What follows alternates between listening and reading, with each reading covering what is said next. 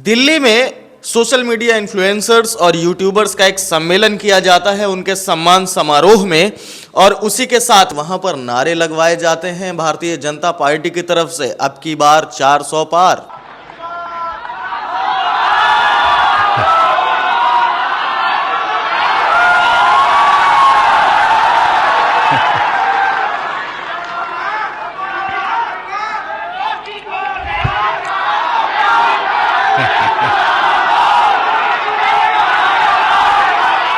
अगर आप किसी का सम्मान कर रहे हैं या कोई सम्मेलन हो रहा है किसी के सम्मान में, तो क्या वो किसी पार्टी विशेष का है? माननीय नरेंद्र मोदी से भी मैं पूछना चाहूंगा कि आप वहां पर प्रधानमंत्री के पद पर थे, ना कि किसी पार्टी के अध्यक्ष के पद पर, तो फिर आपको वहां पर भारतीय जनता पार्टी के पक्ष में नारे लगवाने की जरूरत क्यों पड़ी?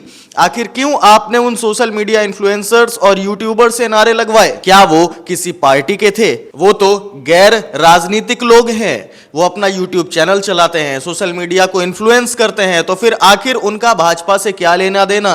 क्या लेना देना है उनका कांग्रेस से?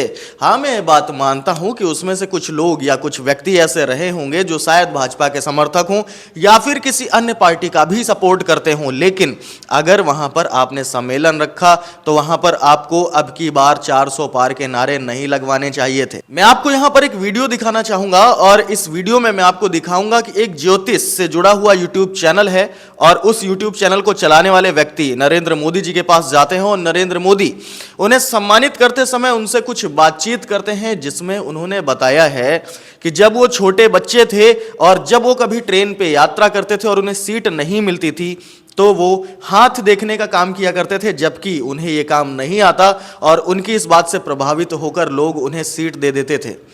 आप इस देश के प्रधानमंत्री हैं, आप सबसे बड़े मंच पर हैं, और आपके मुंह से ऐसी बातें क्या शोभा देती हैं? आप देश के प्रधानमंत्री हैं, आपका काम है कि हमारे देश की बागडोर को अपने हाथों में संभालना। हमारे देश का युवा है, हमारे देश की पीढ़ी है, वो आपको ही देखकर प्रभावित होगी। आप जैसा करेंगे या आप जैसा उन्हें समझाएंगे, वो उसी रास्ते पर चलने को तैयार होगी, क्योंकि आप उनके नेता हैं, और सिर्फ नेता ही नहीं, आप राजनेता हैं, उनके प्रधानमंत्री हैं इस देश के। तो फिर आपके मुंह से ऐसी बातें कैसे निकलती हैं? मैं आपको ये वीडियो दिखाना चाहूंगा, देखिए ये वीडियो। क्योंकि ज्योतिष ऐसी चीज है, कोई भी हाथ दिखाता है। मैं अपना बचपन का एक अनुभव बता दूं। मैं ट्रैवलिंग करता था बहुत, और कभी आरक्षण रिजर्वेशन तो कोई सोचना ही नहीं था, भीड़ बहुत होती थी अनरिजर्व डिब्बे में।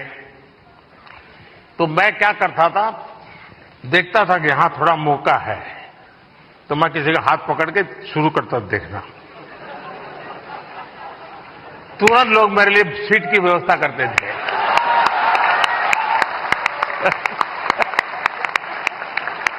आइए आइए बैठिए।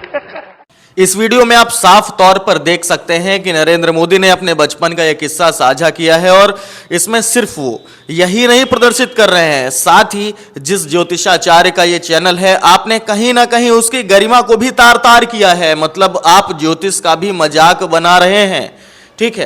तो ये सारी की सारी बातें माननीय नरेंद्र मोदी जी आपके मुंह से शोभा नहीं देती हैं, और यहां पर मैं आपके ऊपर प्रश्नवाचक चिन्ह उठाना चाहूंगा कि आपको ऐसे मंच पर इस तरीके की बातें करने की कोई भी आवश्यकता नहीं है, कोई भी जरूरत नहीं है। और इसके बाद अगर हम बात करें कि आपने नारे लगवाए, तो नारे लगवाने के लिए मैं आपसे कहना चाहूंगा कि यहां पर आप जहां पर सोशल मीडिया इन्फ्लुएंसर्स इकट्ठे हुए, यूट्यूबर्स इकट्ठे हुए, वहां पर आप एक प्रधानमंत्री के पद पर थे, ना कि भाजपा अध्यक्ष या उपाध्यक्ष के पद पर।